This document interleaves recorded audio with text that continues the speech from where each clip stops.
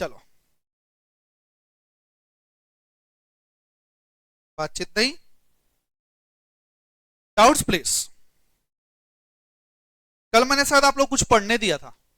Prachi done? आपका उधर, आपका क्या नाम है?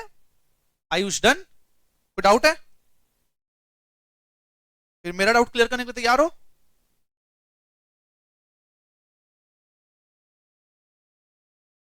अभी तुम लोग 1% कंपनी, प्राइवेट कंपनी और पब्लिक कंपनी चैप्टर के नहीं पढ़े हो ना, वो हम लोग चैप्टर नंबर 2 में कवर करेंगे। जो चीज यहाँ की छूटेगी एकदम बेसिक है ये।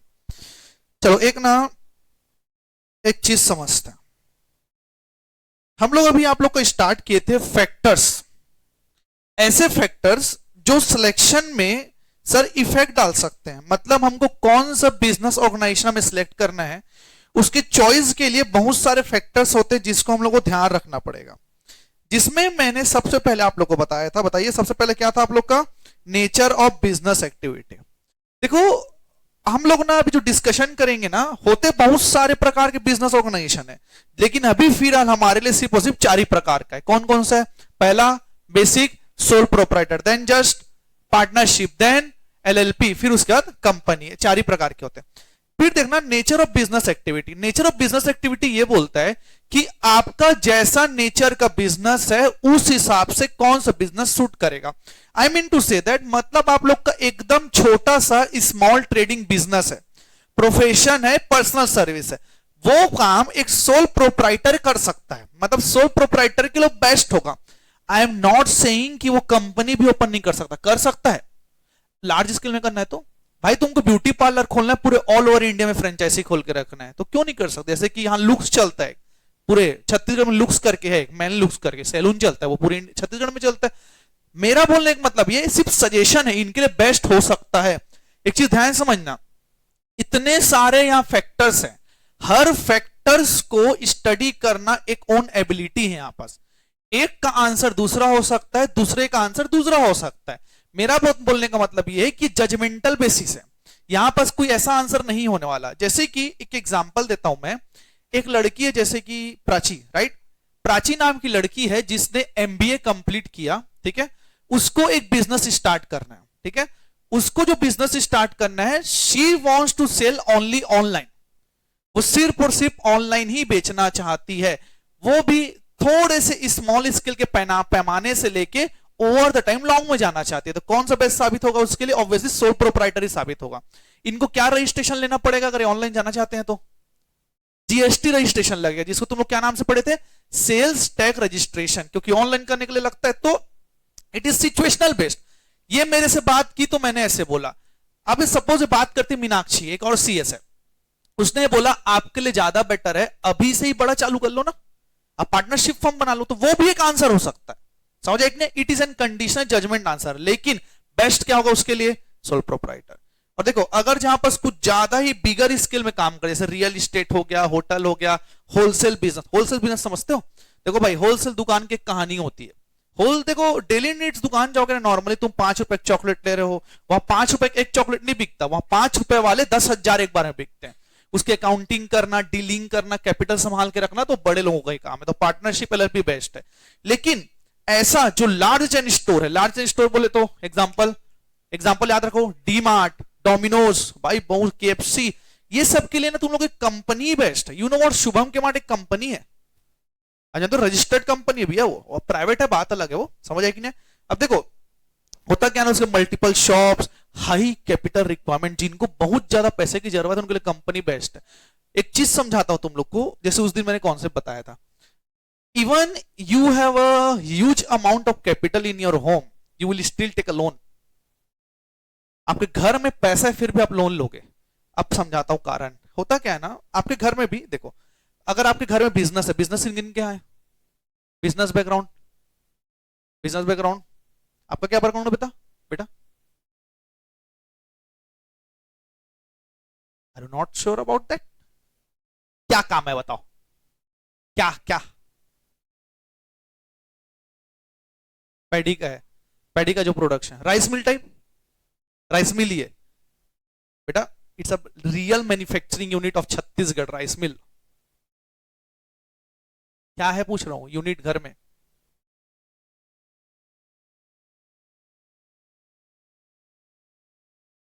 कॉन्ट्रैक्टर है, it is N service business. मेरे ख्याल से तुम लोग जॉब और बिजनेस में डिफरेंशिएट करना नहीं जानते हो लग रहा है। Contractor is a service business, it is also a business. Contractor salaried नहीं है वो। अब देखो मैं एक चीज समझाता हूं, मैं तुम क्या समझाना चाहता हूं। Even contractor need a huge amount of money. क्यों? एक बात बताओ, पता है तुम लोग, जैसे कि मैंने कॉन्ट्रैक्ट दिया आपको कि ये घर बनाना है, ठीक है, मैंने 1 करोड़ बात किया, मैं आपको पहले 1 करोड़ रुपए दूंगा कि बाद में दूंगा? ऑब्वियसली मैं आपको बाद में पेमेंट करूंगा ना, तो उसके बदले 80 लाख का आपको मटेरियल चाहिए, कहां से लाओगे पैसा? तो इस केस में भी जितने भी बिजनेस बैकग्राउंड वाले होंगे उन लोगों को घर में एक बार पूछना कि आपके यहाँ बिजनेस लोन है क्या? आंसर इज यस, सबके पास बिजनेस लोन होगा, चाहे क्रेडिट कार्ड के नाम पे हो, चाहे सीसी लोन पे हो, चाहे बैंक ओडी के नाम पे हो, बिजनेस लोन हर कोई लगता है, एमएसएमई के नाम पे हो। क्योंकि कैपिटल रिक्वायरमेंट, दिक्कत क्या होती है पता है, कल डेट में अगर बिजनेस डूब गया ना तो लोन का पैसा हम चुका सकते हैं धीरे धीरे करके, लेकिन हमने एंस्ट्रल प्रॉपर्टी लगाया तो बिजनेस भी गया, एंस्ट्रल प्रॉपर्टी भी गया, दोनों खत्म हो जाते हैं। उसके बाद कोई लोन नहीं देगा आप लोग को, क्योंकि भाई कुछ ना कुछ तो गिरवी रख के देना होता है ना। उसी का मैं समझा रहा हूं, जहां पास हाई कैपिटल रिक्वायरमेंट होती है और जहां working capital day to day requirement होती है, उसके लिए कंपनी बेस्ट है। और एक चीज समझ लो, company is the most reliable business entity और most stable entity in India. ध्यान समझना, company is most reliable. Most reliable मतलब लोग उसमें विश्वास करते हैं। जैसे कि अगर मैं बोलूंगा मैं एक कंपनी रन करता हूं और एक मैं पार्टनरशिप रन करता हूं, किसमें विश्वास रखोगे? कंपनी वाले में, क्योंकि company is registered under that. भाई उसके एमसीए गवर्न कर रहे हैं उसको, उसको आरओसी रजिस्ट्रार ऑफ कंपनी पूरा मॉनिटर करके रखा हुआ है, तो वो आप लोग का रिलायबल है और एक स्टेबल बिजनेस माना जाता है। समझ आएगी? फिर समझते हैं आप स्केल ऑफ ऑपरेशन। स्केल मतलब होता है इकोनॉमी से छोटा, मीडियम, बड़ा। छोटा है तो स्मॉल है तो स्केल, सोल प्रोप्राइटर और ओपीसी, सोल प्रोप्राइटर या OPC.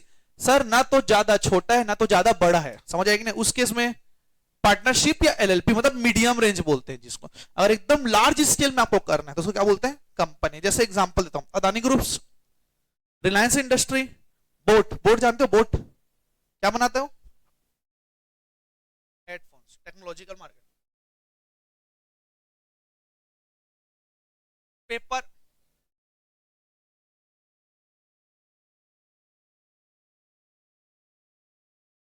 Actually paper boat company नहीं है, प्रोडक्ट का नाम है। तुम लोग ना ये जैसे कि डिफरेंशिएट करना सीखो तुम लोग। जैसे कि ना अब स्प्राइट कंपनी थोड़ी ना, प्रोडक्ट है। कोका कोला कंपनी है भाई। अब जैसे कि हम लोग, जैसे कि मैं चीज समझाता हूँ, तो लोग पता है 3 ऐसे कंपनी का नाम, मतलब प्रोडक्ट का नाम दे रहा हूँ, व्हील, रीन और घड़ी, सर्फ एक्सल। ये जो है ये तीनों तीने एक हैं और तीनों का एड चलता है। इसके हिंदुस्तानी यूनिलीवर के, तीनों के तीनों। अब देखो ये बड़े, जैसे हिंदुस्तान यूनिलीवर जिसको एचयूएल बोलते हैं, भाई वो बड़ा मार्केट, बड़ा, इसके लिए कंपनी बेस्ट है। क्योंकि अब पैसा चाहिए, पैसे के साथ साथ ना लोग भी चाहिए मैनेज करने के लिए। कंपनी में ना एक बहुत ज्यादा चीज फायदा क्या है, मैनेजमेंट स्किल होता है। क्योंकि कंपनी का पैरामीटर इस तरीके से बना हुआ है, पता है, बीओडी में ना पढ़े लिखे लोग को रखा जाता है। और पता है लोग बोलते हैं ना कि पढ़ने लिखने से क्या ही होता है। आई एग्री भाई, पढ़ने लिखने से कुछ नहीं होता। हमारा जो कोर्स है ना सीएससी, मैं कहानी समझाता हूँ। तुम्हारे में आर्टिकलशिप क्यों मैंडेटरी होता है पता है? बाकी कहीं नहीं होता। ट्रेनिंग जैसे बीकॉम बीबीएस कहां होता है यहाँ सब? यहाँ तुम लोग को ट्रेनिंग क्यों मैंडेटरी पता है? जो पढ़े उसको आजमा के देख लो पहले, क्या तुमसे हो पा रहे कि नहीं हो पा रहे। ट्रेनिंग कंप्लीट करोगे तब जाके कहीं आगे बढ़ोगे। तो मतलब एक्सपीरियंस बेस्ड वाले लोग बीओडी में बैठते हैं। इवन एक कंपनी सेक्रेटरी बीओ के बीओडी के बाजू में चेयर में बैठता है, जिसको केएमपी बोलते हैं। केएमपी बीओडी से एक लेवल नीचे होता है, इतना पता होगा तुम लोग को। तो भैया ये सब चीजें जो है ना कंपनी में बहुत ज्यादा देखा जाए तो मैनेजेरियल स्किल पाया जाता है। क्या पाया जाता है? Managerial skill. उसी कारण लार्जर अगर बिजनेस होता है ना, उसके लिए कंपनी बेस्ट साबित होता है। सिर्फ ना यहाँ पास पैसे का मुद्दा नहीं है, यहाँ पास चीजों को संभालने का मुद्दा होता है। क्योंकि देखो क्या होता है ना, जितने ज्यादा लोग ना उतने ज्यादा एडवाइस आते हैं। हो सकता है एक टाइम पे डिसीजन मेकिंग में समय लगे, लेकिन ज्यादा लोगों से एडवाइस लेना भी बेटर है। हो सकता है वहां सीएस है, वहां सीएमए है, सीए है, लॉयर है, एमबीए, सब लोग बैठते हैं वहां कंपनी में। समझ आया कि नहीं आया? फिर एमएसएमई ने इस चीज को थोड़ा क्लासिफाई किया है 3 चीजों में। पहला माइक्रो, दूसरा स्मॉल, तीसरा मीडियम। माइक्रो का प्लांट एंड मशीन इक्विपमेंट क्या बोलता है? Less than equal to 2.5 crore, turnover less than equal to 10 crore. अगर ये आधा आ गया ना तो इसका जस्ट इंटू 10 करे करोगे तो स्मॉल रहता है तुम लोग का। समझ आए कि नहीं? जस्ट एक जीरो बढ़ाना है, यहाँ का 25 करोड़ और 100 करोड़, समझ आए कि नहीं? फिर जस्ट एक और आगे लेके जाना है, 125 करोड़ और 500 करोड़। ऐसे ट्रिक्स बता रहा हूं याद करने के लिए। तो वापस से बोलिए sir, as per the ministry of micro small medium enterprises, micro enterprises means which has plant and machinery of equipment less than equal to 2.5 crore and having turnover of less than equal to 10 crore. And small enterprises means which has plant and machinery of equipment more than 2.5 crore and less than equal to 25 crore. Having turnover more than 10 crore and less than equal to 100 crore. And medium enterprises means having plant and machinery equipment more than 25 crore and having less than equal to 125 crore. Turnover more than 100 crore and less than equal to 500 crore. ये आप लोग का MSME का classification होता है। फिर तीसरा आप लोग के लिए बोलता है कैपिटल रिक्वायरमेंट। देखो कैपिटल रिक्वायरमेंट एक क्रूशियल इफेक्ट हो सकता है आप लोग के लिए, फैक्टर हो सकता है। स्मॉल इन्वेस्टमेंट है, sole proprietor OPC partnership form में जाइए। बड़ा इन्वेस्टमेंट है तो कंपनी एलपी में जाइए। कारण इन्वेस्टर बिना सोचे समझे पैसा लगा सकते हैं, क्योंकि पता है उनके पैसे में उनकी कोई पर्सनल लायबिलिटी अट्रैक्ट नहीं होती। लायबिलिटी क्या होती है? लिमिटेड। फिर आता है मैनेजरियल एक्टिविटी। देखो एक सोल प्रोप्राइटर के लिए बहुत बड़ा दिक्कत हो सकता है कि पूरे मैनेजमेंट फंक्शन में एक्सपर्टाइज हो ही नहीं सकता यार। सर एक्सपर्टाइज नहीं हो सकता। अच्छा एक बात बताओ, क्या एक आदमी को वेरियस फील्ड का नॉलेज हो सकता है? हो सकता है। नॉलेज होना कोई बड़ी बात नहीं, एक्सपीरियंस हो सकता है। एक बात बताओ, एक डॉक्टर किस में एक्सपर्ट होता है? एक में कि 10 चीज में? एक फील्ड में एक्सपर्टाइज बनता है ना सर। सर्जन है तो सर्जरी करेगा, कोई ऑर्थो है तो सिर्फ हड्डी चेक करेगा, कोई नॉर्मल एमबीबीएस जनरल प्रैक्टिशनर है वो। तो एक सोल प्रोप्राइटर के लिए दिक्कत आएगा। जैसे कि तुम लोग कभी भी बड़े हॉस्पिटल में जाना, ठीक है, वहां सिर्फ एक ही डॉक्टर इलाज करता है कि पूरी टीम रहती है 20 लोग की? पूरा टीम रहती है भाई 20 लोग की। कारण सर एक ऑर्थो को चेक करेगा, सर एक लंग्स को चेक करेगा, सर एक पेट का है, सर कोई एक फीमेल स्पेशलिस्ट है, कोई मेल स्पेशलिस्ट, कुछ भी हो सकता है ना। समझ आए कि नहीं? तो यहीं पास ये बोला गया कि वैसे सोल प्रोप्राइटर डिफिकल्ट है भाई कि मैनेजमेंट के हर फंक्शन में एक्सपर्टाइज हो पाए। तो इसमें समझना कि सोल प्रोप्राइटर में तकलीफ है मैनेजरियल एक्टिविटी के लिए। पार्टनरशिप एलएलपी ऑफ कंपनी में ना डिवीजन ऑफ वर्क दिया जाता है। मेंबर्स आपस में काम बांट के अच्छा आउटपुट देते हैं। समझ आए कि नहीं? लेकिन इन सब में सबसे बेस्ट कंपनी साबित होता है। कौन सा? कंपनी। कारण पता है उनके पास प्रोफेशनल मैनेजमेंट टीम होती है, वो भी हर लेवल पे। 3 लेवल होते हैं उनके, top, medium level, corporate, business, functional. नाम तो सुने होंगे तुम लोग। हर लेवल पे उनको प्रोफेशनल टीम चाहिए होता है। फिर आता है degree of control and management. देखो degree of control and management ये होता है कि एक फैक्टर होता है कि if you want a complete and 100% control over the affairs of the business, best option sole proprietor या तो ओपीसी। दो और उससे ज्यादा डिसीजन मेकर, मतलब लेस डिसीजन मेकर अगर रखना चाहते हो तो पार्टनरशिप फॉर्म या एलएलपी। लेकिन अगर डाइवर्जेंस चाहते हो, डाइवर्जेंस मतलब क्या होता है? पूरा डाइवर्सिफाई कर दो, अपने हाथ में बिल्कुल कंट्रोल रखना है, तो बेस्ट क्या होगा तुम लोग का? कंपनी होगा। समझ आए कि नहीं? क्योंकि कंट्रोल और मैनेजमेंट जो है ना बीओडी को ट्रांसफर कर दिया जाता है, और BOD is elected by share holders. मैंने यहां तक आप लोगों को पढ़ के आने बोला था, राइट? कोई डाउट है? और तो देन अदरवाइज आगे बढ़ेंगे।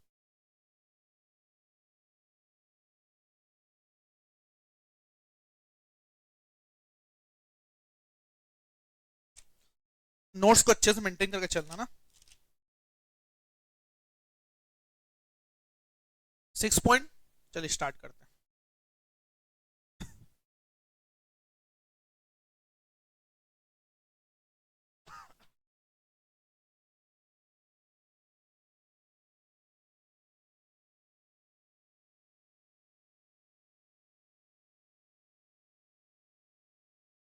जिसको बोलते हैं degree of risk and liability.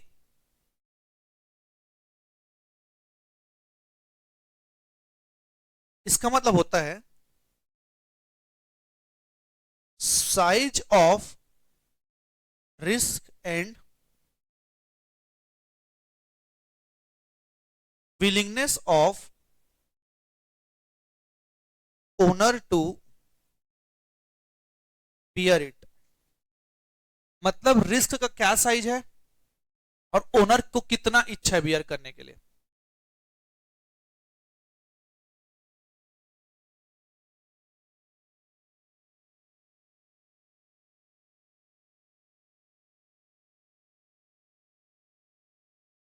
Done. क्या ये लाइन सही है कि small the business size smaller the risk? नहीं है तो क्या सही है फिर? Larger the business smaller the risk सही होगा क्या? I am talking about risk. हाँ भाई, जितना कम बिजनेस उतना कम रिस्क है, लाइबिलिटी की बात नहीं किया मैंने। यहां पास एक लाइन आएगा आप लोग का जिसको बोलते हैं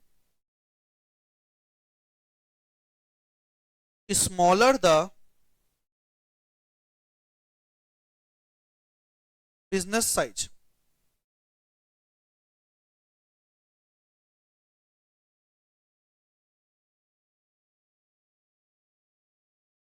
smaller the risk.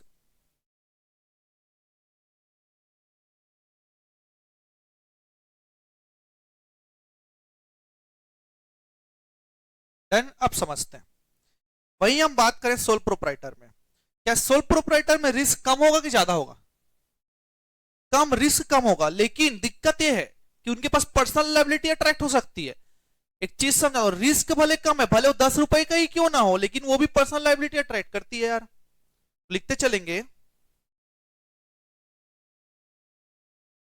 It allows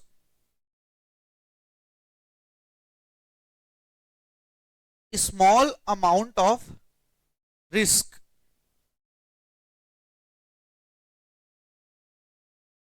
but attract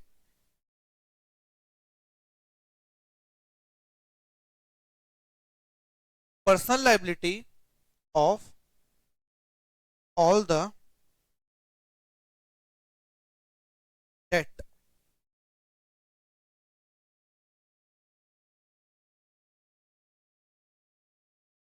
मतलब स्मॉल अमाउंट ऑफ रिस्क होता है, लेकिन पर्सनल लायबिलिटी अट्रैक्ट कर सकता है भाई पूरे डेट को लेके। फिर आता है आप लोग का पार्टनरशिप फर्म।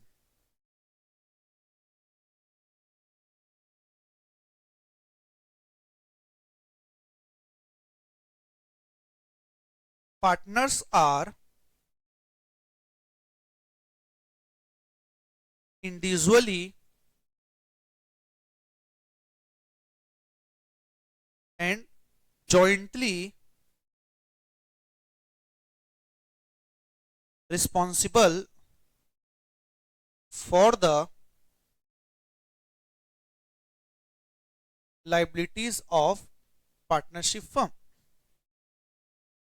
और पार्टनर्स लोग इंडिविजुअल और जॉइंटली लाइबल होते हैं।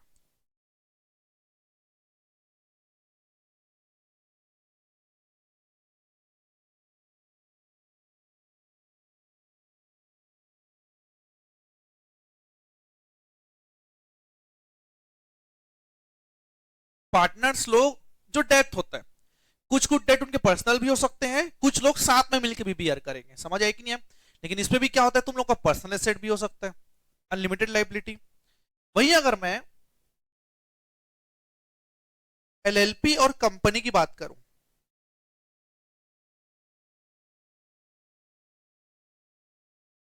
They have a real advantages as far as risk and liability is concerned।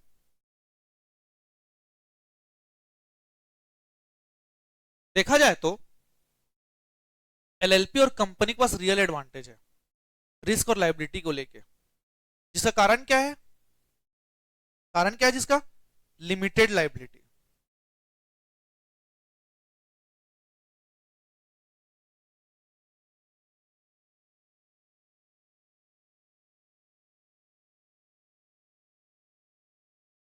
मतलब जिससे आप उधारी लेके रखे हो, वो आपको पेमेंट के लिए फोर्स तो कर सकते हैं, लेकिन कितने तक? आपके एसेट तक। जितने कंपनी का एसेट है, पर्सनल चीजें नहीं मांग सकते।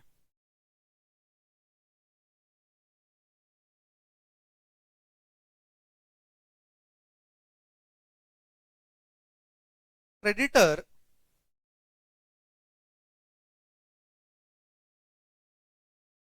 Can force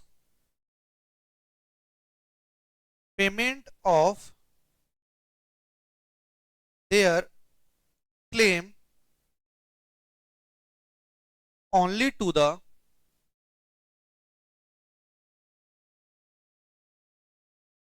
extent of company और एलएलपी एसेट। कंपनी और एलएलपी के एसेट उतना ही पैसा मांग सकते हैं, उसके ज्यादा लोग नहीं मांग पाएंगे। समझ बच्चे लोग, ये था आप लोग का छठवां point, degree of risk and liability. आते 7 में,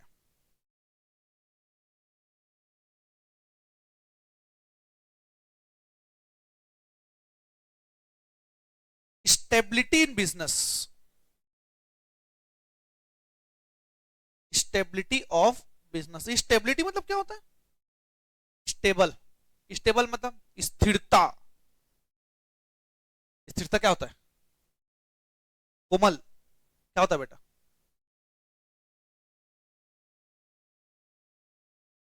स्मूथ वे में चलता है, ठीक है। जिसके अप डाउन होने के चांसेस रहते हैं उसको स्टेबिलिटी बोलते हैं। जैसे एग्जांपल, अब मुझे एक बात बताओ, सोल प्रोपराइटर का एक हल्का सा ना तबियत भी अगर खराब हो गया ना, खत्म है, दुकान बंद, कोई स्टेबिलिटी नहीं है भाई। उसका एक्सीडेंट हो गया, एक पैर गायब हो गया, उसका एक्सीडेंट हुआ तो एक पैर गायब, अब बिजनेस कैसे चलाएगा? Not possible. तो most unstable business in India क्या है पता है? वो है सोल प्रोपराइटर, अनस्टेबल बिजनेस। वही पार्टनरशिप फर्म की अगर मैं बात करूं ना, तो ये भी सबसे ज्यादा अनस्टेबल है। कारण समझाता हूं, देखो, ए बी सी 3 पार्टनर है। एक पार्टनर की डेथ होने पे, एडमिशन होने पे, रिटायर होने पे भी पार्टनरशिप रिकंस्टिट्यूट हो जाता है तुरंत। 12th का एक कॉन्सेप्ट याद करना, कोई पार्टनर अगर एडमिट हो रहा है, कोई रिटायर हो रहा है, तो तुम लोग बैलेंस शीट नया बनाते थे पुराने क्लोज करके, मतलब नया पार्टनरशिप एंटर होता है। जैसे ही मिस्टर ए यहां पास रिटायर हो गया, बी और सी नए पार्टनरशिप के पार्टनर रहेंगे, पुराना बंद। वहीं अगर एबीसी थे, डी को मैंने ऐड किया, तो एबीसी का पार्टनरशिप खत्म, एबीसीडी का नया पार्टनरशिप चालू हो जाएगा। तो ये भी मोस्ट भाई बिजनेस है, मतलब मोस्ट अनस्टेबल बिजनेस मान सकते हो। कंपनी और एलएलपी को इस कारण इंपॉर्टेंट सेगमेंट ऑफ स्टेबिलिटी बोला जाता है कि कंपनी और एलएलपी अपने पार्टनर्स और मेंबर्स से डिपेंडेंट नहीं होता। मेंबर्स में कम, मेंबर्स में डाई। कंपनी और LLP will run until wind of. कौन सा कॉन्सेप्ट है ये? Perpetual succession. परपेचुअल सक्सेशन के हिसाब से इनके पास ज्यादा स्टेबिलिटी होती है। समझ आया सबको? अब एक बात बताओ, ये स्टेबिलिटी जरूरी क्यों है? अच्छा एक बात बताओ, जो बिजनेस स्टेबल है आप वहीं पैसा लगाओगे कि अनस्टेबल में लगाओगे? लोन किसको मिलेगा? स्टेबल वाले में। अच्छा कॉन्फिडेंस किस में आएगा? स्टेबल वाले में आएगा ना भाई। कंपिटेंट वर्कर कहां पाए जाएंगे? I mean to say that, अच्छा एक बात बताओ, एक कंपिटेंट वर्कर, जैसे कि ना, अब आप लोग को एग्जांपल देता हूं, ये माइक्रोसॉफ्ट है, एक कंपनी, एक नया कंपनी आई है, समझो बिंग करके, वही पुरानी कंपनी माइक्रोसॉफ्ट के अंदर ही आती है, बिंग कंपनी, ठीक है। समझो ये ज्यादा एडवांस कंपनी नहीं है।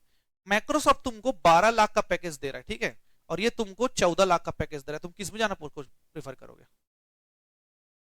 मैं बताता हूं, माइक्रोसॉफ्ट में जाना प्रेफर करोगे तुम लोग। रेप्यूटेड कंपनी होती है, स्टेबल कंपनी। टीसीएस में जाना प्रेफर करोगे? टीसीएस नाम की कंपनी की, इंफोसिस में। टीसीएस बदनाम है शायद पूरा मार्केट में, क्यों?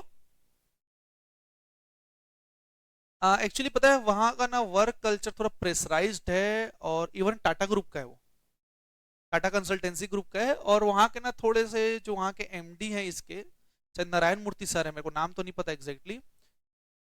सैलरी कितना रहता है? 3.5 एलपी अप्रॉक्स स्टार्टिंग। अब कितना आ रहा है? 30,000 32,000 रुपए महीना कुछ आ रहा है। और मेन क्या दिक्कत इसमें ये होती है कि ये ना मेट्रो सिटीज में है, तो मेट्रो सिटी में 30 में तो कुछ होता ही नहीं है। तुम भाई इवन रायपुर में तुम बोलोगे तो आज डेट में चलो 30 में मान लेता हूँ, 30 में चलो आदमी सर्वाइव कर लेगा, एक वर्किंग जो आदमी, लेकिन बाकी में 20-25 में यहाँ भी सर्वाइव नहीं होने वाला, बहुत मुश्किल हो जाएगा, मतलब कुछ नहीं बचेगा तुम लोग के पास। तो एक वही वाली बात है कि स्टेबिलिटी बिजनेस में ही ज्यादा कंपिटेंट वर्कर टिकते हैं। जो एकदम कंपिटेंट वर्कर है ना, अनस्टेबल बिजनेस में जाते हैं। क्यों रिस्क डालें भैया? अब माइक्रोसॉफ्ट कब से चलते आ रहा है, गूगल कब से चलते आ रहे हैं, बताओ, इतना टाइम हो गया, और भाई इन्हीं के पास तो मेन सॉफ्टवेयर है, ऑपरेटिंग सिस्टम है माइक्रोसॉफ्ट का, मैं भी माइक्रोसॉफ्ट यूज कर रहा हूँ। समझ आए कि नहीं है? तो भाई कहां जाना चाहोगे तुम लोग? जो स्टेबल बिजनेस है तो कॉम्पिटेंट वर्कर भी वहीं पाए जाएंगे। एडवांसमेंट की अपॉर्चुनिटी कहां है ज्यादा, माइक्रोसॉफ्ट में कि बिंग में? ऑब्वियसली भाई एडवांसमेंट माइक्रोसॉफ्ट में होगा। तो स्टेबिलिटी सिखाना जरूरी होता है, और बिजनेस को ना स्टेबल बनाना कोई प्रूफ करना नहीं होता, लंबे समय वाली कहानी होती है। इवन कोई बिजनेस सोल प्रोप्राइटर भले 100 साल से चल रहा हो, मतलब पुरखोतों से चलते चलते आ रहा हो, नहीं है फिर भी स्टेबल वो, कभी कुछ भी हो सकता है।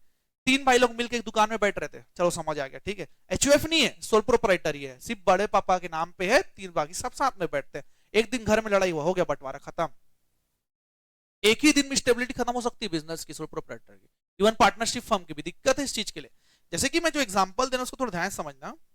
जैसे एक काउंटर है, अब जनरली देखना ये ना जैन और सिंधीज बिजनेस में देखा जाता है, यहाँ पास भाई लोग बैठते हैं, ठीक है।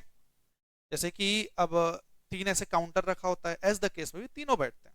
ये पार्टनरशिप फर्म नहीं होता, समटाइम्स इट में भी एचयूएफ हो सकता है, लेकिन सोल प्रोप्राइटर कब होता है? जिसमें बड़े भैया जो है ना ओनर रहते हैं, सोल प्रोप्राइटर भैया, बाकी लोग साइड में काम करे टाइप रहते हैं।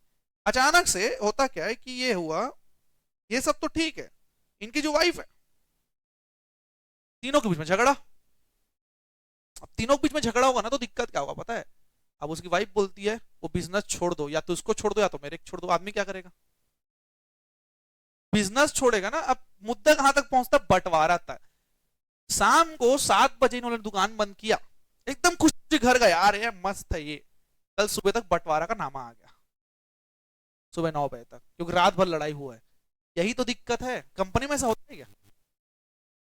कंपनी में चाहिए डिसीजन, वो भी मेजोरिटी, कम से कम 50+। इसको बोलते हैं ordinary resolution.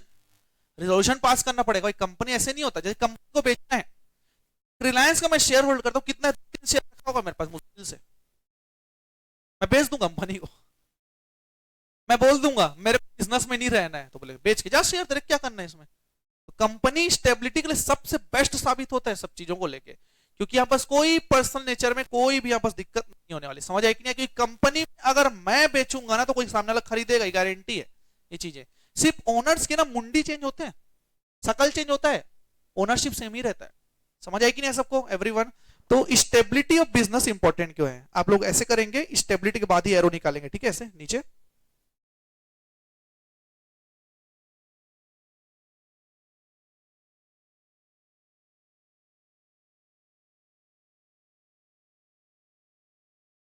Attract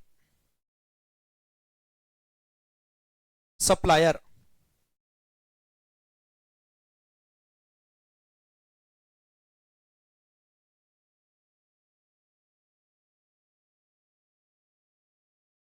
safety of investment,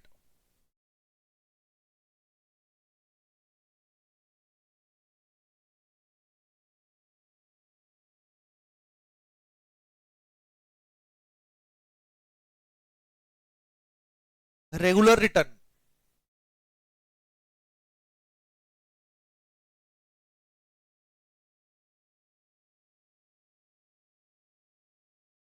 competent worker,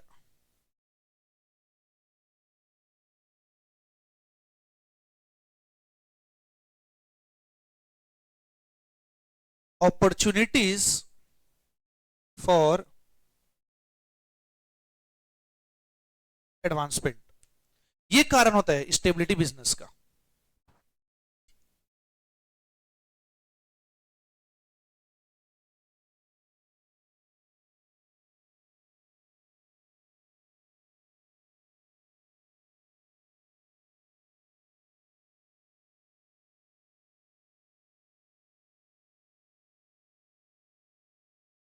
done everyone? चलिए बात करते हैं। तो सोल प्रॉपर्टी स्टेबल है कि नहीं? नहीं है सर। Are most suitable as it has no legal place, क्योंकि इससे कोई लीगल प्लेस ही नहीं होता, मतलब का रजिस्ट्रेशन ही नहीं होता। ओके, नॉट है वो, ठीक, are not suitable, my bad.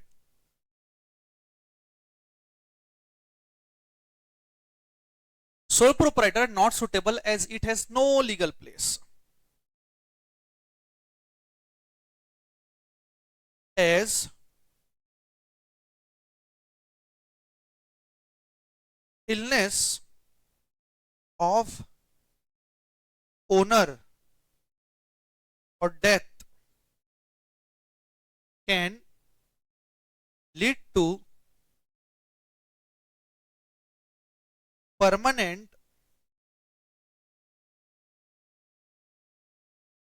closing of the business.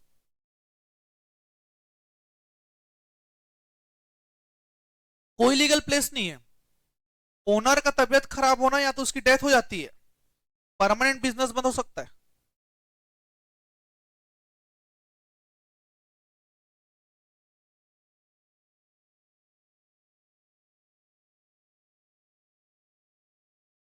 वही मैं बात करूं आप लोग का पार्टनरशिप फर्म का, are also unstable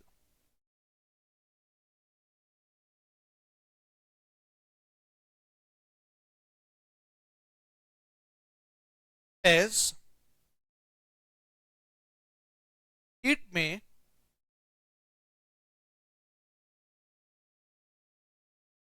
terminated by death, insolvency, retirement and etc.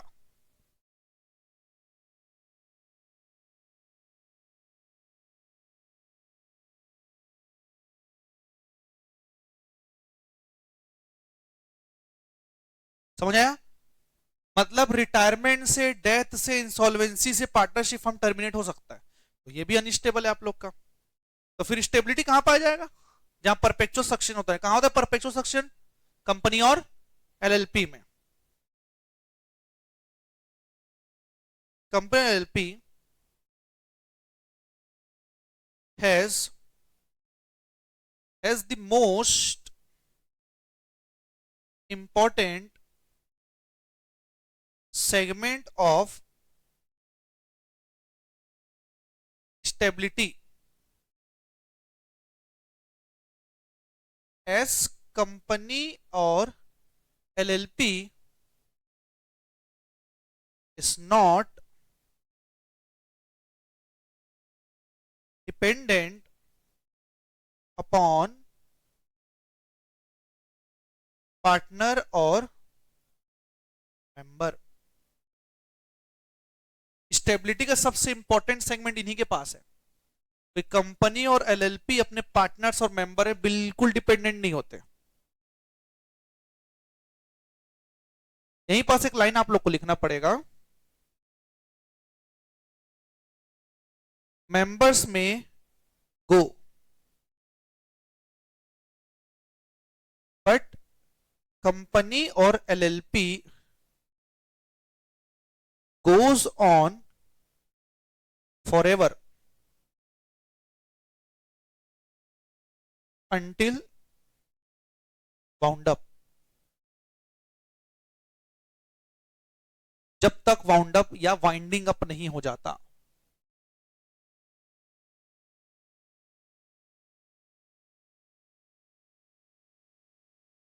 समझ आ रहा है सबको? शुभ बेटा नींद आ रहा लग रहा है आपको? नहीं आ रहा तो बताओ बेटा।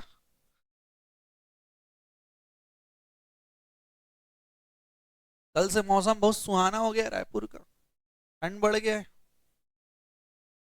तबियत बचा के रखें कृपया करके। डन बच्चे लोग? सातवां। अब बात करते हैं आठवां पॉइंट,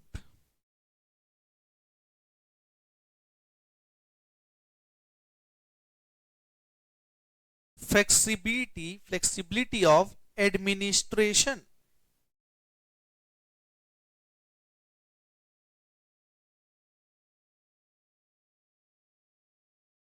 पता है आप लोग को एलएलपी में वो हाइब्रिड वर्जन होता है, बोलते हैं ऐसा। किस चीज का हाइब्रिड वर्जन होता है? कंपनी और पार्टनरशिप का। पार्टनरशिप से क्या लाता है? फ्लेक्सिबिलिटी लाता है। तो ये फ्लेक्सिबिलिटी मतलब क्या होता है? मतलब चीजें बदलना। तो तुम लोग को कंपनी में कोई चीजें बदलना मतलब समझते हो तुम लोग? रिजोल्यूशन पास करवाना।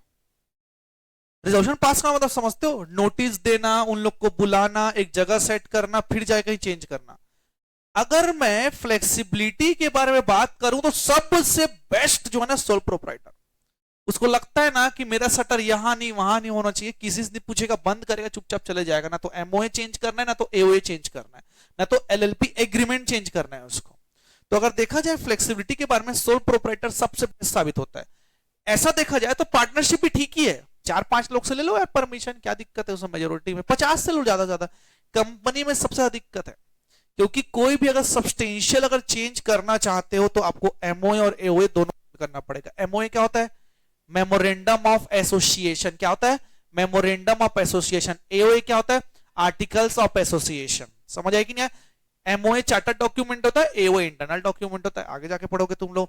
जैसे कि लेट्स टेक एग्जांपल, मैं जो है ना कॉटन बिजनेस करता था, ठीक है? अचानक से मुझे कन्वर्ट होना है आइसक्रीम वाले बिजनेस पे। देखो कहां कॉटन कहां आइसक्रीम, दोनों के ऑब्जेक्ट बहुत अलग हैं। सोल प्रोप्राइटर होगा तो क्या करूंगा मैं? खुद से कर लूंगा भाई। आज मैंने सोचा कॉटन बंद कर यार, बिजनेस डूब रहे, अगले दिन मैं सामान लाके आइसक्रीम खुद ओपन कर सकता। तो फ्लेक्सिबिलिटी सबसे ज्यादा है। पार्टनरशिप फॉर्म में थोड़ा सा कम है लेकिन ठीक है। कंपनी में पूरा एमओए बदलना पड़ेगा, पूरे मेंबर से पूछना पड़ेगा, इवन जो आप लोग को उधारी देके रखे है ना उनसे भी पूछना पड़ेगा। बैंक वाले ने आपको लोन कॉटन के लिए दिया था कि आइसक्रीम के लिए दिया था? कॉटन के लिए। अब तुम तो वही बात हो गया ना, तुम कॉटन के लिए पैसा मांग के आइसक्रीम बेचने का काम कर रहे हो, परमिशन लेना पड़ेगा, बहुत दिक्कत हो जाता है कंपनी में। जब हम बोलते हैं ना कंप्लायंस कंप्लायंस कंप्लायंस, कंप्लायंस बोले तो कंपनी, और कंप्लायंस को फॉलो करे बोले तो कंपनी सेक्रेटरी।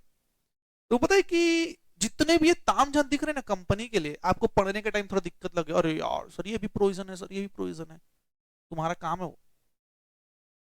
अगर ना कंप्लायंस नहीं होते ना तो तुम लोग होते ही नहीं, जान लो तुम लोग। तो तुम्हें पता है इसका ना सीएस एग्जीक्यूटिव में स्पेशली लॉ हार्ड है, इसका लैंग्वेज भी। कारण पता है? ये तुमको पढ़ने आना चाहिए। अगर लॉ हर कोई पढ़ लेगा तो तुमको जरूरत क्या है फिर? कभी लॉ की बुक पढ़ना, उसकी लैंग्वेज देखना। एक तो जेआईजीएल मेन, उसकी लैंग्वेज इतने खतरनाक है ना भाई, उसको ना रिफाइन करने भी जाओगे ना तो भी समझ नहीं आएगा, उल्टा फुल्टा बोलता है हमेशा। इंटरप्रिटेशन एकदम अलग जाता है उसका जेआईजीएल का स्पेशली। तुम लोग को पढ़ा जाता है, कारण भाई पैसा है भाई, वो सब चीजों में तुम्हारी अर्निंग कैपेसिटी बढ़ेगी।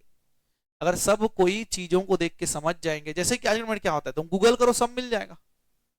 जेएलएल कैसे बने, गूगल करके देखना 10 इंटरप्रिटेशन निकलता है। तुम्हारे लिए क्या काम का है वो तुम्हारा दिमाग बताएगा। ये तो बात है। स्टार्ट करें, चलिए। Flexibility, it is related to internal organisation. ये इंटरनल ऑर्गेनाइजेशन का मैटर है।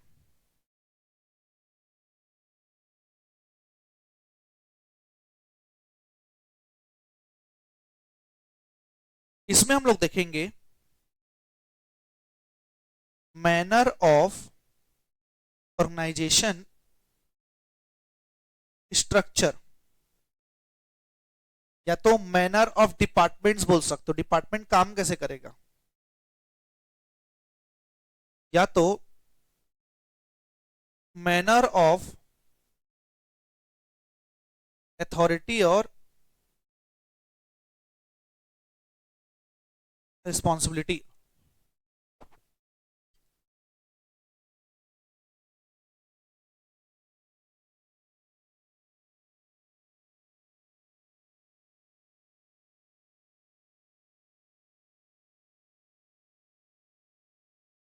समझ आया? यही तो आप लोग का मैनेजमेंट होता है, एडमिनिस्ट्रेशन। तो इस केस में अगर मैं सोल प्रोप्राइटर की बात करूं अगर, तो क्या हाईली फ्लेक्सिबल है एवरीवन?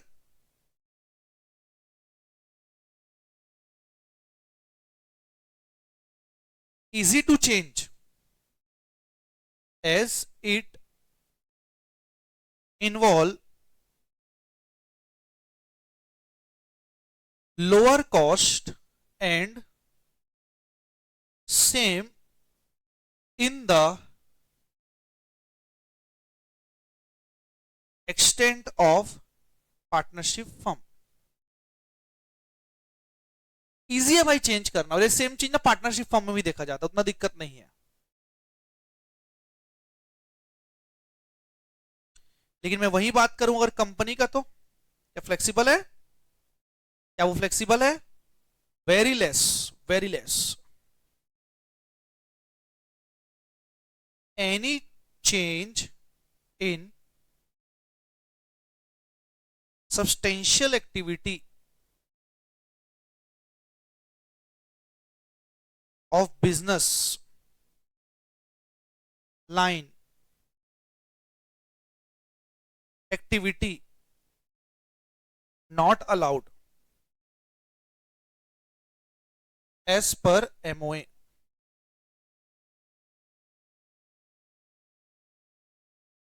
MOA के हिसाब से सब्सटेंशियल चेंज नहीं कर सकते, करना है तो MOA को ही चेंज करना पड़ेगा फिर, और MOA को चेंज करना इतना आसान थोड़ी ना होता है।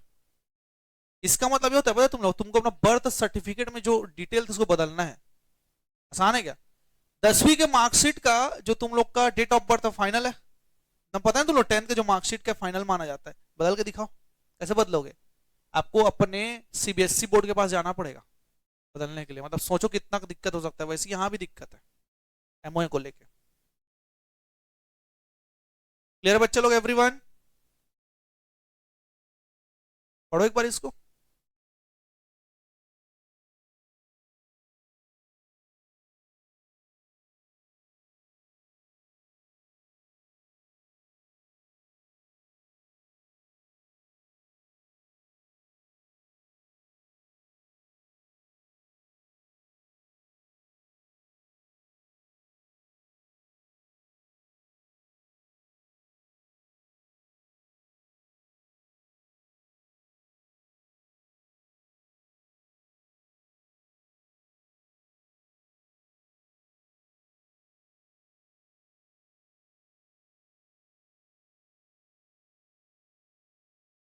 बच्चे लोग एवरीवन, अभी तक आप लोगों ने 8 पढ़ चुके हैं पॉइंट। बताइए 8 कौन कौन से हैं? पहला नेचर ऑफ बिजनेस एक्टिविटी, दूसरा स्केल ऑफ ऑपरेशन, तीसरा कैपिटल रिक्वायरमेंट, चौथा मैनेजेरियल एबिलिटी, पांचवा डिग्री ऑफ कंट्रोल, छठवा degree of risk and liability, सातवां स्टेबिलिटी ऑफ बिजनेस, आठवां फ्लेक्सिबिलिटी ऑफ एडमिनिस्ट्रेशन। 8 पढ़ लिए, अब चल 9वां। 9th होता है आप लोग के लिए डिवीजन ऑफ प्रॉफिट।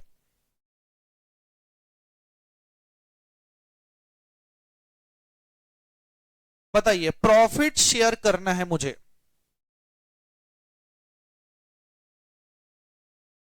मैं चाहता हूं कि मैं प्रॉफिट ना शेयर करना चाहता हूं, एकदम ना वो दया धर्म वाला आदमी हूं। मेरे को ना अकेले खाना पसंद नहीं है, मैं लोगों को बांटना चाहता हूं, कंपनी बना। फिर नहीं यार, मैं नहीं चाहता कि मेरी हिस्से की कमाई ना किसी को जाए।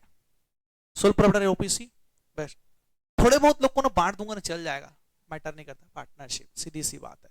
तो डिवीजन ऑफ प्रॉफिट में अगर मैं बात करूं यहां पास सोल प्रोप्राइटर और OPC में, तो यहां होता है नो डिवीजन, यहां कोई डिवीजन नहीं है प्रॉफिट का। वहीं अगर मैं पार्टनरशिप फर्म की बात करूं तो एग्रीड रेट में होता है। किसमें होता है? Agreed rate. एग्रीड रेट क्या होता है? PSR, प्रॉफिट शेयरिंग रेशियो, जो एग्री करके रखे हैं वो लोग। और कंपनी में कोई रेशियो होता है?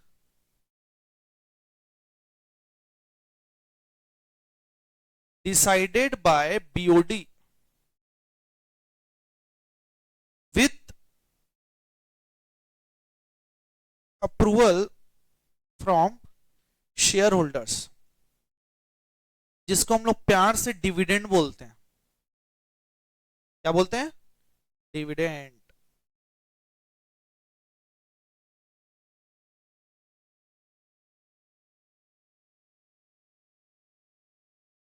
डन। अच्छा एक बात बताओ, क्या कंपनी में प्रॉफिट बांटना मैंडेटरी है? थोड़ा बहुत भी, मतलब मैंने 50,000 करोड़ रुपए कमा लिया, मैं शेयर होल्डर को 1 रुपए भी डिविडेंड दूंगा तो चल जाएगा? समझ लो।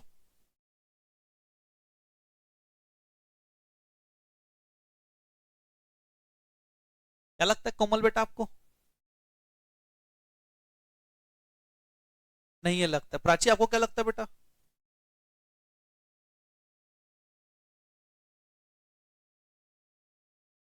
रिटेन अर्निंग रख सकते हैं, दैट्स अ गुड वर्ड। एक चीज समझाता हूं, सोल प्रोप्राइटर में प्रॉफिट बटेगा, पार्टनरशिप फर्म में प्रॉफिट बटेगा, कंपनी में कोई मैंडेटरी नहीं है। चिक कंपनी जो प्रॉफिट ही नहीं बांटती भैया, उनके शेयर के प्राइस बस बढ़ते रहते हैं, जैसे एमआरएफ। क्या प्राइस है एमआरएफ का भी? कितना होगा एक शेयर का प्राइस? मीनाक्षी, मीनाक्षी नाम है ना? मोनिका, मीनाक्षी कौन है बेटा? कृपया करके ना बुरा मत मानना बस नाम को लेके, ठीक है? मैं पहले ही बता देता हूं मैं। मोनिका, बताओ बेटा क्या प्राइस होगा एमआरएफ? कैसे गैस कर लो थोड़ा बहुत, एक शेयर का, एक का ना। चलो मैं बताता हूं मैं, रिलायंस का ना 2500-3000 के बीच में है, रिलायंस का, उसका 2500-3000 के बीच में। अब बोलो। 1.5 लाख प्लस चल रहा है अभी एक शेयर की प्राइस। तुमको क्या लगता है रिलायंस से बड़ा होगा ग्रुप? नहीं है, फिर भी ये हाल है क्योंकि उन लोगों के पास नंबर ऑफ शेयर होल्डर्स नहीं है। रिलायंस के पास तो नंबर ऑफ शेयर होल्डर्स है ना, यही तो बात होता है। बांट ही नहीं रहे प्रॉफिट, जो है बढ़ाते जा रहे हैं, बढ़ाते जा रहे हैं, कैपिटल इंक्रीज होते जा रहा है। समझ आएगी नहीं है सबको? तो इसको डिविडेंड बोला जाता है। क्लियर है बच्चे लोग? एवरीवन आयुष समझ आ रहा है? चलिए एक आध क्वेश्चन पढ़ लेते हैं पहले।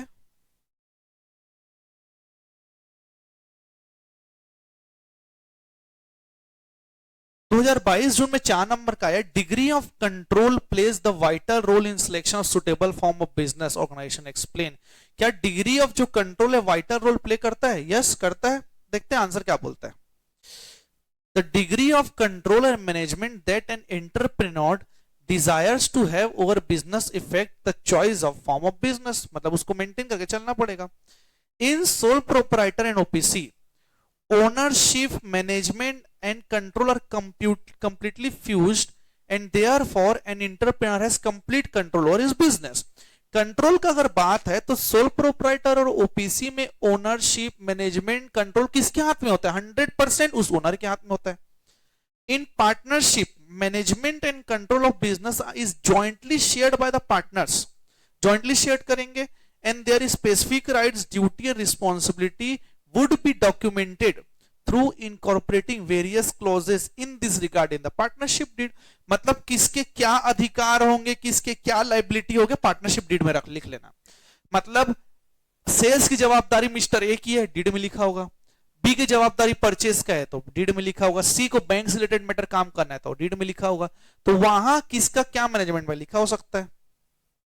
They have equal voice in the management of partnership business except where they have agreed to divide among themselves the business responsibility in a different manner, even then they are legally accountable to each other। थोड़ा ध्यान समझना, उनका ना equal wise होता है। 3 partner है ना, एक चीज समझना, एक पार्टनर ने 1 करोड़ लगाया और बाकी 2 पार्टनर ने अगर 1 लाख भी लगाया तो भी इक्वल वाइज तीनों का। समझ आया कि नहीं आया?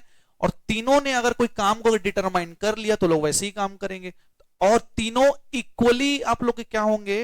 अकाउंटेबल होंगे। जैसे कि ए बी सी, ए ने अगर कुछ बिजनेस के कारण अगर लॉस इंकर्ड किया जो जानबूझ के नहीं किया, बिजनेस कारण था, बी और सी दोनों भी बियर करेंगे। ए को ये नहीं बोल सकते कि तू किया है तो तू ही भर, बी और सी को भी बियर करना पड़ेगा। समझ आया कि नहीं? इसको कौन सा कॉन्सेप्ट बोलते हैं? This concept is known as mutual agency, relation of principal agent. क्या बोलते हैं? म्यूचुअल एजेंसी बोलते हैं।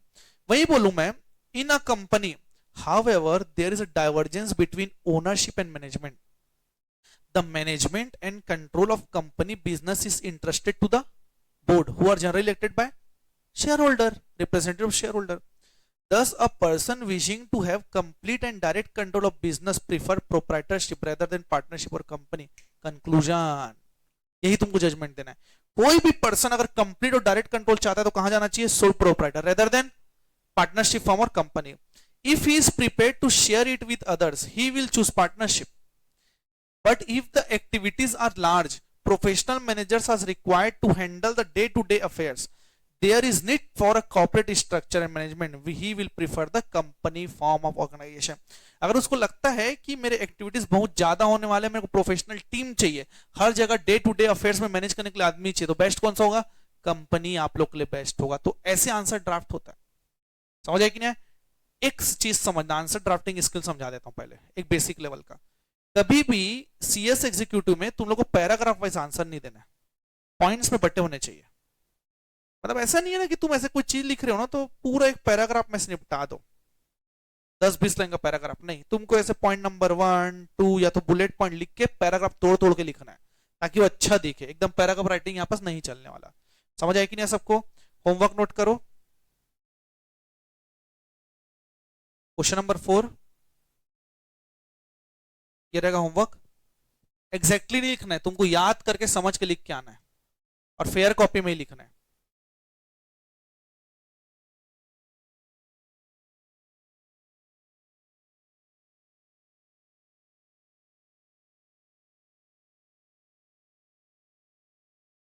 तुमको पता है हर अटेम्प्ट में डिग्री ऑफ कंट्रोल मैनेजमेंट ही आया है। देखो 2024 दिसंबर में डिग्री ऑफ कंट्रोल मैनेजमेंट, 24 जून में degree of control and management, इधर भी डिग्री ऑफ कंट्रोल मैनेजमेंट, इधर भी degree of control and management. तो क्या है वो इंपॉर्टेंट है। और क्वेश्चन नंबर 2 भी होमवर्क। ये होमवर्क पहला सीरीज, उसके बाद का बताता हूं। और एग्जैक्ट पॉइंट नॉट एक्सेप्टेबल ना, ये सजेस्टेड है, टेप के नहीं आना है, मैं पहले ही बता रहा हूं। याद करके अपने से फ्रेम करके आना है। अपनी स्किल्स दिखाओ पहले, तुम लोग को आता कितना है, तो तुम लोग को जमाना हो गया लिखे छोड़े। और ग्रेजुएशन वाले तो और भूल जाओ। आपको पता है ग्रेजुएशन में क्या हालत होता है? अब समझिए, सबके पास कॉपी मेंटेन्ड है? पेज नंबर करो सब कॉपी को, कम से कम तुम लोग ना 150 तक पेज नंबर करके आओ। तो अभी फिलहाल कल हो जाएगा, अभी ब्रेक में कर लो यार, अभी हो जाएगा। पेज नंबर तो मैंडेटरी मेरे कॉपी में। समझ आए कि नहीं? बाकी सब नेक्स्ट क्लास में। और कोई डाउट?